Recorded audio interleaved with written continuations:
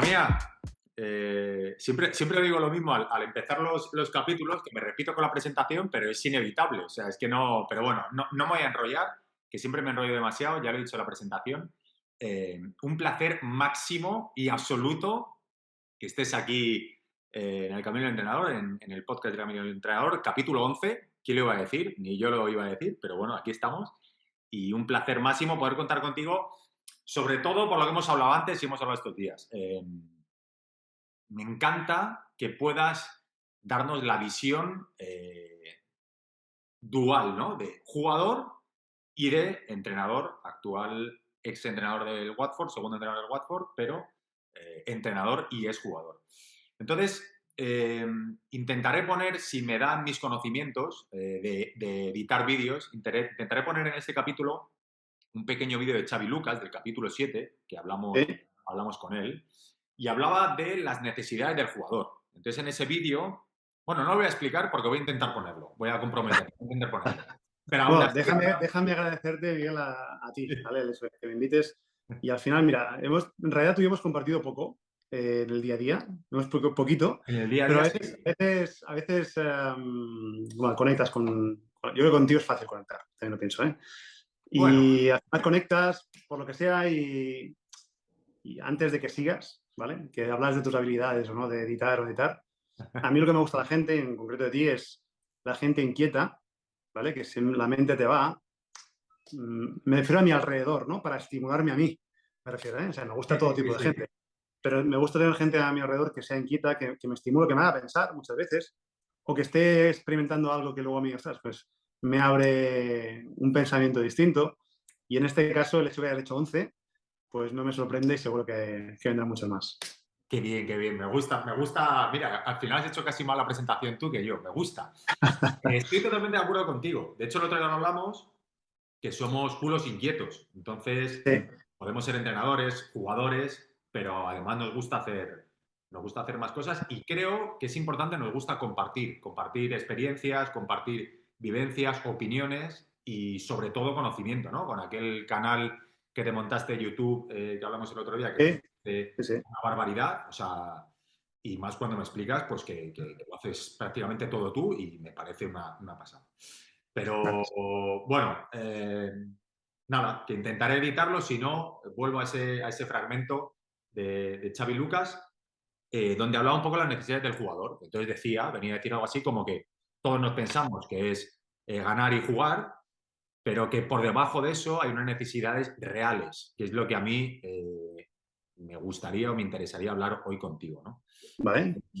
Entonces, bueno, te dejo a ti. ¿Quién más lo va a explicar mejor que tú? ¿Qué necesidades reales crees que tiene el jugador? ¿O qué necesidades has encontrado tú cuando eras jugador o ahora siendo entrenador? Mira, vamos a partir mira, el punto de partida para mí es importante definir en qué momento está el jugador, vital y profesional. Porque cuando tú arrancas tus primeros partidos a nivel profesional, tus necesidades seguramente son muy distintas a las necesidades cuando llevas 8 años de carrera. ¿Vale? Obviamente bueno, pues hay un conjunto de necesidades básicas, ¿no? Del ser humano, ¿no? Pero más allá de esto está el cómo y cuándo sientes tú lo que te mueve. Cuando tú eres un jugador muy joven que estás arrancando, normalmente lo que te mueve es el hecho de la motivación pura y dura del aspecto deportivo. O sea, no piensas más allá, ¿no? Y Ya. no es lo mejor, pero voy a hablar de mi experiencia. Yo nunca pensé que llegaría a ser futbolista profesional. En la vida lo pensé hasta prácticamente un año, meses antes, un año de que tuviera la opción de jugar en el Barça, ¿no? Que la gente puede pensar, ¿no? Una trayectoria muy común. Bueno, pues si alguien quiere ver mi trayectoria, que la busque, que seguro que la encontrará en alguna entrevista que he hecho, Muy pero curioso. es curiosa, es curiosa. Entonces, en ese momento lo que piensas es rendir, rendir, rendir. Tienes un impacto y ese impacto te pega de lleno, por lo menos a mí, en cuanto a lo que tú necesitas a tu alrededor, ¿vale? Yo lo que necesitaba en ese momento, te diría, en el aspecto emocional, ¿eh? Te diría sentir que la gente que está a mi lado, o sea, a nivel relacional, sentir que la gente estaba a gusto conmigo, sentirme completamente vinculado a lo que estaba sucediendo, pero mucha gente lo ve muy distinto. O sea, mucha gente es alrededor mío, gente con carrera que estaba empezando, pero con un nombre más grande que el mío en fútbol base. Tú percibes que algunos pueden llegar incluso a la necesidad de debutar para demostrar que todas esas expectativas que están puestas sobre ellos funcionan, ¿no? Entonces, ese momento inicial es muy distinto para todo el mundo, pero sobre todo te mueve el hecho del aspecto deportivo. Llega un momento que a mí llegó, y es bastante pronto, que dices, hostias, me puedo dedicar a esto, ¿no? Me puedo dedicar a esto y esto me va a llevar a un retorno económico grande, más o menos, pero grande en relación a la gente, digamos, a mi generación, a mis amigos, ¿no? Claro, a tu entorno más A mi inmediato, ¿no? entorno más cerca. Y en ese momento te puede generar una situación difícil de gestionar, no porque lo que crees que va a venir te vendrá, que puede ser que sí. En mi caso era, pues, tras, me puedo dedicar a esto, lo tengo que hacer bien, ¿vale? Pasas de vivirlo, disfrutarlo, como una cosa natural y experimentarlo al 100%, cuando han pasado 10 12 partidos, pasa a decir, ostras, el aspecto económico, por lo menos a mí, es un pensamiento que entró. Y no me he movido por dinero en mi vida, la verdad. O sea, no he ido en busca del dinero. He ido en busca de un espacio deportivo, que luego el dinero viene, más o menos, pero claro, ese pensamiento llega y te impacta de lleno, ¿no? Y por eso es importantísimo, mira, hablando de Xavi, la figura de un psicólogo deportivo. Y he tenido la suerte yo en mi caso de que en el Barça B y primer equipo ayudándome, en ese caso, estaba Julio Figueroa. Julio es un psicólogo muy reconocido, especialmente porque Cataluña, con jugadores, trabajo individual con jugadores. Ha estado, porque es reconocido en Barça, ha estado en Valencia, ha estado con Nuno, cuerpo técnico, como especialista en rendimiento en Wolverhampton. Uh-huh. Bueno, y tuve la suerte de trabajar con él semanalmente desde esa época hasta que me retiré, de distintas maneras, y todo el proceso que 11, yo he 12 años, pasado, ¿no? 12 años, sí, 12 años, todo ese proceso que yo pasé, me he sentido acompañado, lo he vivido muy distinto y creo que es importantísimo el cómo te vas orientando en esas necesidades. En mi caso tuve lesiones graves al principio de mi carrera, un año y medio de baja. Uh-huh. Tienes que gestionar eso, tienes que aprender a movilizarte esto, tienes que aprender a hacerte visible y apetecible para los jugadores, tienes que aprender a entender tu rol y tu situación en el equipo. Es importantísimo entender también la diferencia, ¿no?, entre tu rendimiento y el rendimiento grupal, porque desde la vista del entrenador, muchas veces, y no digo que no haya sido jugador, no digo eso, pero cuesta más entender una reacción de un jugador si no la has vivido antes, ¿no? Tú personalmente. Absolutamente. Entonces, Miguel, hay un pensamiento que es muy jodido, pero que pasa, no tienen todos los jugadores, pero pondría la mano al fuego casi que sí en todos los jugadores, que es que cuando tú no estás jugando, no digo que sea tu pensamiento base, pero ese pensamiento pasa.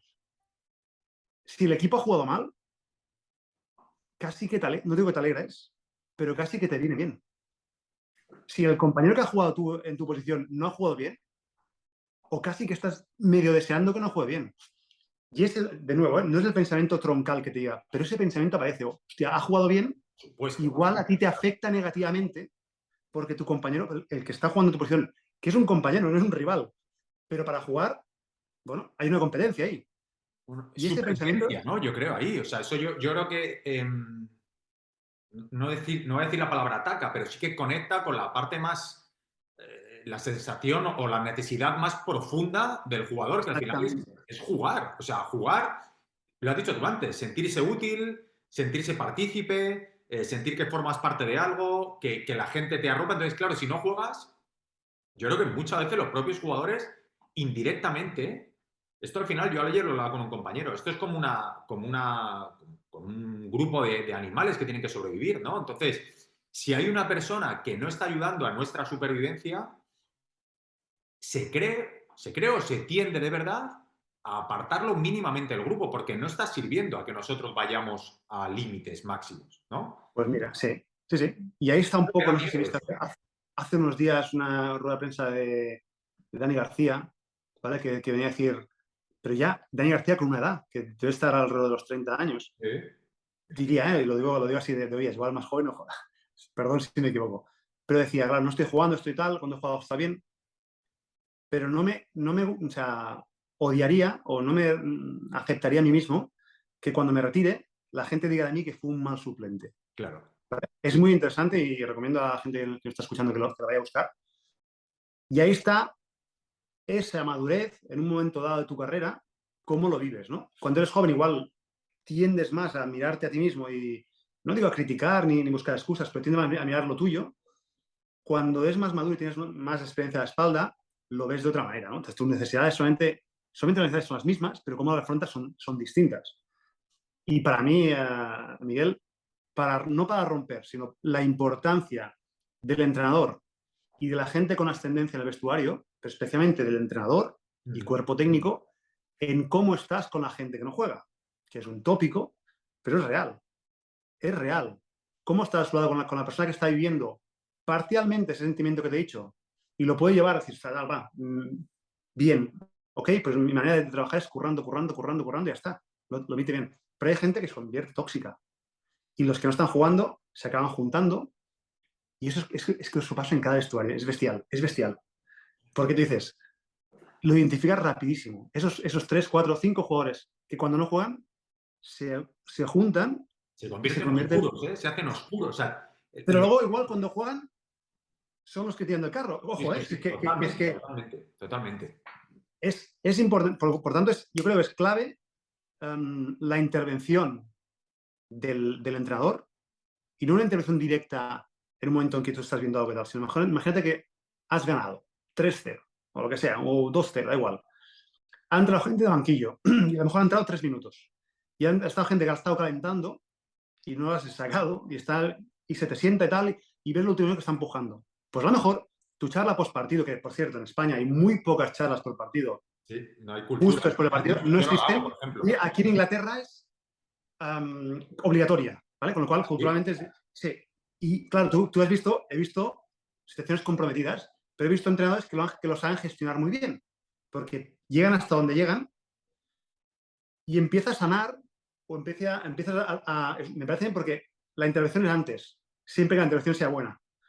Pero claro, a lo mejor ahí en ese momento, en esos juegos que no has jugado, tú vas y dices, bien, hoy tengo que dar las gracias a ti, por cómo habéis empujado, por cómo habéis entrado en el campo, o sea, porque los que han jugado han ganado, entre comillas, el trabajo está hecho, ¿no? No es así, no es así, lo sabemos. Pero es más Pero si fácil. eres capaz de reconocer, de acercarte, creo que son cosas que son muy, muy importantes para que el pensamiento colectivo o el objetivo colectivo lleve pues todo el tema individual colgado a espaldas, pero que lidere el colectivo.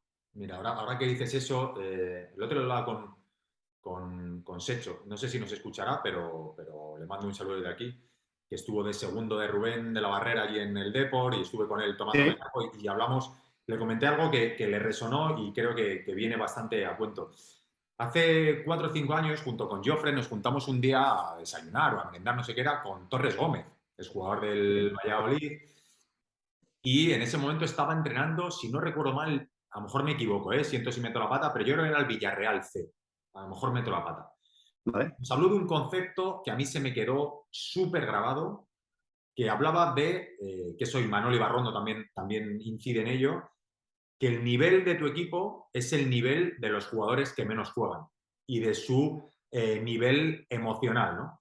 Pero Torres Gómez, que es lo que le comenté a Secho, que se le quedó y a mí también, le llamaba los heridos. Entonces decía que la gestión de los heridos era clave en el alto rendimiento.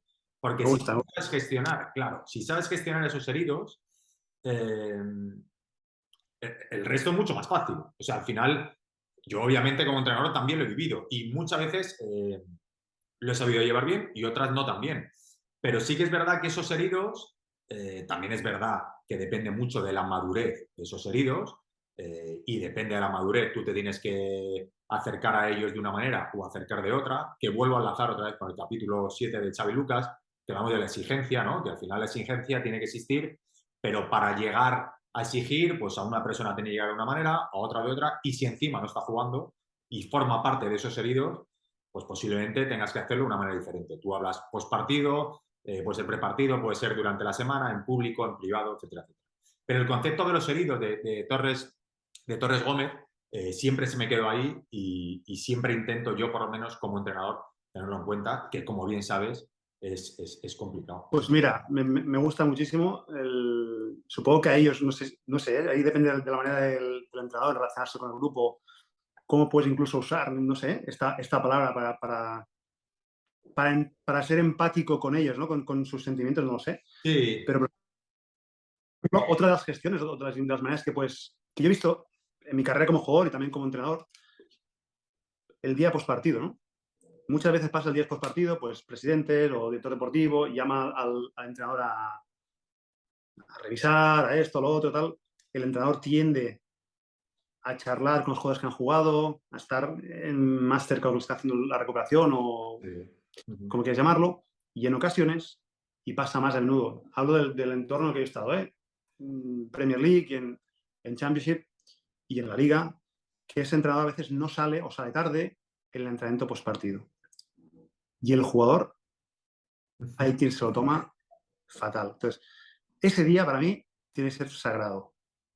Sí, Ese día el entrenador lleva la sesión. sí. Con el desgaste que tiene el entrenador de no haber dormido, de tal, que es durísimo, lo sé. Y solamente quiere estar en el despacho analizando el partido tal, pero la gestión de los heridos es tan importante para que no se te resquebraje el grupo. Y yo no voy a dar nombres, pero he estado con 4 entrenadores en estos últimos 2 años en Watford y pues con uno de ellos, por ejemplo, y esto es muy inglés, por cierto, parten mucho el grupo durante la semana. O sea, los que van a jugar, los que no van a jugar, e incluso las relaciones que establecen, el trabajo es todo orientado con los que van a jugar. Yo no lo veo bien. Me parece que la manera ideal de hacerla es que todo el mundo entienda y esté en el proceso de lo que tú quieres como equipo. Que diría el maestro Paco. Pero entiendo la necesidad también, entiendo la necesidad de que los jugadores, claro, porque ahí está la diferencia, ¿no? Dices, tú tienes un bloque de jugadores, pero tú tienes 24 jugadores o jugadoras. Siendo justos, no todos los equipos tienen 24 o 25 jugadoras del mismo nivel. Eso no quiere decir que la vayas a usar a todas. Claro. Digamos que incluso a la hora de diseñar en el proyecto deportivo, digamos que hay algunos jugadores que están no determinados, pero sí que han venido a este equipo pues, con un rol distinto al de otros. Esos roles son cambiantes, pero tardan un tiempo y tienen unos créditos para esos roles nuevamente. Eso para el jugador es muy difícil de entender, muy difícil de entender, no tienes ni por qué compartirlo, pero es así, o sea, no, es una realidad. Si tú coges el, el Liverpool, por ejemplo, pues tú sabes que tienen 3 centrales, se mueve entre 2, pero que Van Dijk es titular, que no va a jugar Phillips de titular y sentar a Van Dijk. Phillips tiene que demostrar mucho para que eso pase. Puede pasar, pero no va a pasar. A bote pronto no va a pasar, ¿no? Ya. O lo mismo con Alexander-Arnold o con Fabinho, ¿vale? Totalmente. Entonces, eso es para el jugador es difícil de entender, lo puede entender, puede aceptar su rol, genial, y que pelee para cambiar eso, perfecto, pero esa situación hay que vivirla así. Y hay que gestionarla de tal manera para que esos roles puedan cambiar o no, pero que estés todo el mundo en esa dinámica de comprensión. Absolutamente. Ahora, como me estabas... Sí, eso Firmino, por ejemplo, Firmino, depende de cómo sí, queramos sí. decir, ¿a qué crees? Te lo pongo a modo conceptual, ¿eh? Que tiene miedo un jugador de ese nivel. ¿Qué tiene miedo? Buena ¿A pregunta. qué crees que tiene miedo un jugador al que has compartido tu... Yo te diría, Ronaldinho, te por diría ejemplo. a una ¿A qué puede tener cuestión. miedo Ronaldinho? ¿A qué puede tener miedo? Bueno, Ronaldinho no tenía miedo de nada. Sí, tenía miedos, por supuesto, O sea, alguien que pero está a ese nivel, como es persona mira, también. no te pondré Ronaldinho, ¿vale? Porque yo creo que no es el ejemplo, pero te pondré, sin decir nombre, algún otro, digamos, de los jugadores importantes de la época. Te digo por Y eso alguno en como concreto, concepto, o sea, un jugador sí. de alto rendimiento. Bueno, a ver, un jugador de alto rendimiento muchas veces tiene miedo al reconocimiento que tiene o sea, no sé, la Estatus, ¿no? Que se vea trastocado. exactamente. Sí, yo te diría que eso es lo principal. Y muchas veces por eso ves que en cuanto a salario y tal hay unas peleas, Claro. no por el hecho del salario en sí, porque a ciertas cifras, Da lo mismo más que menos, ¿no? 8 que 80, ¿no? ¿Qué se dice? Pero el problema está en decir, en cómo me estás valorando, cómo se percibe que me estás valorando, ¿no? Y eso también pasa con entrenadores, ojo, Por que, supuesto, por supuesto. que, en un entrenador, que si tú eres un entrenador joven, o te sacas suben del filial, o eres asistente y pasas el primer entrenador, el cómo te percibe el jugador, en la fuerza que tienes tú, también es muy importante, o sea, es clave. O sea, el primer impacto, ojo, luego ese primer impacto se diluye, o se mantiene, o se incrementa con lo que vas haciendo, lo que vas proponiendo. Pero es claro que muchas veces los entrenadores piden, o es una realidad, está entre los 3 mejores parados de una plantilla. Y los jugadores lo saben. Entonces, Es que eso es un... Eso es, o sea, pues eso es decir, o esta, que nos está liderando, el club le ha dado esta valoración. si le valoran así no será tan bueno o es que a lo mejor es buenísimo. Claro, o sea... Pero me refiero a que de entrada la percepción de decir, vale, ya está, ¿no? Ya está, es así. Si a ti te viene el entrenador del filial, te tiene que convencer. Te tiene que convencer. Y muchos convencen, y muchas convencen porque son buenos y buenas. Pero si te viene, no sé, ahora está en Tuchel, Thomas Mira, Tuchel en mira con paro, nombre. pues Claro. Thomas Tuchel es campeón de la Champions, te viene y sabes que, bueno, es Thomas Tuchel. Te escucho, tal, funcionó y tienes crédito. Y lo mismo con los jugadores, lo que hablamos antes. Tienes un cierto crédito que luego tienes que demostrar, ¿no? Pero es así, es así. Y cuanto más alto nivel, más, entre comillas, más te mide el jugador. Y hablo de jugadores, conozco, he estado en pocos entornos, en la Federación Catalana Femenina un poco, pero en los jugadores, y yo lo hacía también, aunque no quisiera. Tu vida gira alrededor de esto, Miguel, y tu vida completamente, tu vida gira alrededor de Sí, sí, esto. sí, sí, 24 horas. Ayer veía una entrevista 24 horas, a de hoy para Valverde. mañana, ¿te vas a Pamplona o te vas a Italia? Pum, así. Y te vas con la familia y te vas a ir, en mi caso, 4 años, ¿no? Es que no lo sabes, ¿no? Entonces, claro, el jugador te está midiendo, aunque no quiera, todo. Te mide a ti y te mide al cuerpo técnico. Te mide cómo tratas a tu segundo entrenador, al entrenador físico Sí, sí, o al al en utiller, general. al staff.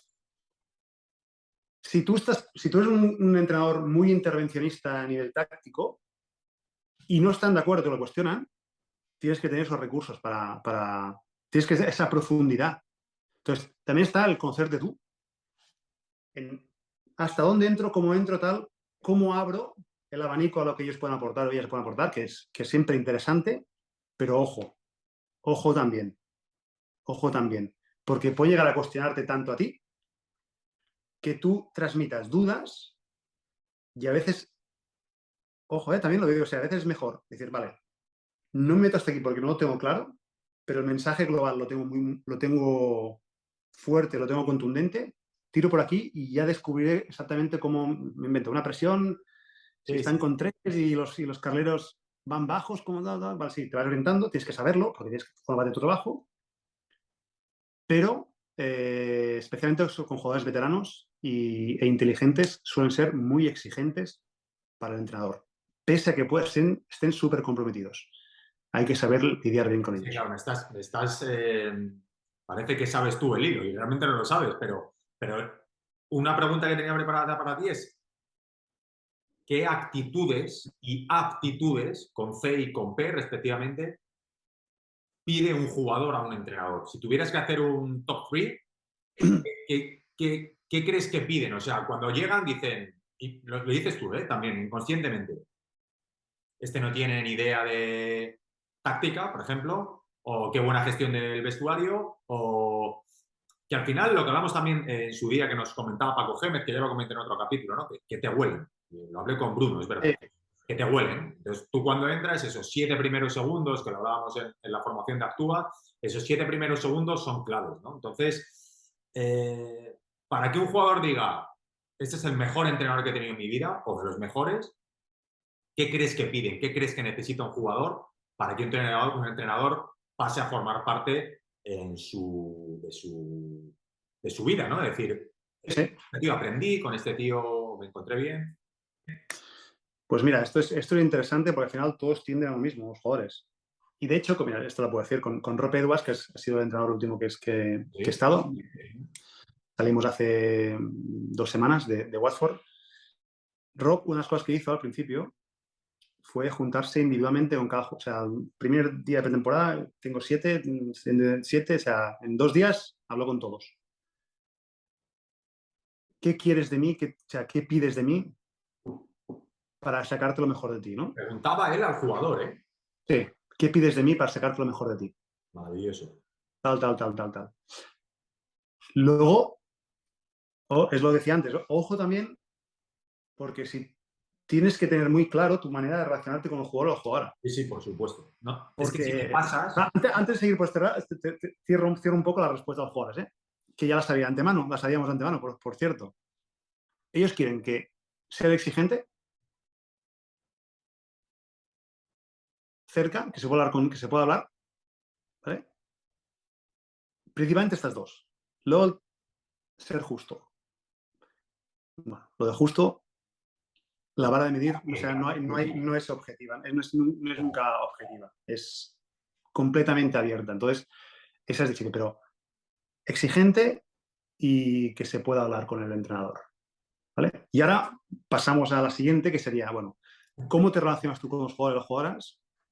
Es importantísimo. Pues, tú dices siempre, la puerta está abierta. La puerta está siempre abierta. ¿Por qué me he quedado fuera de la convocatoria? claro.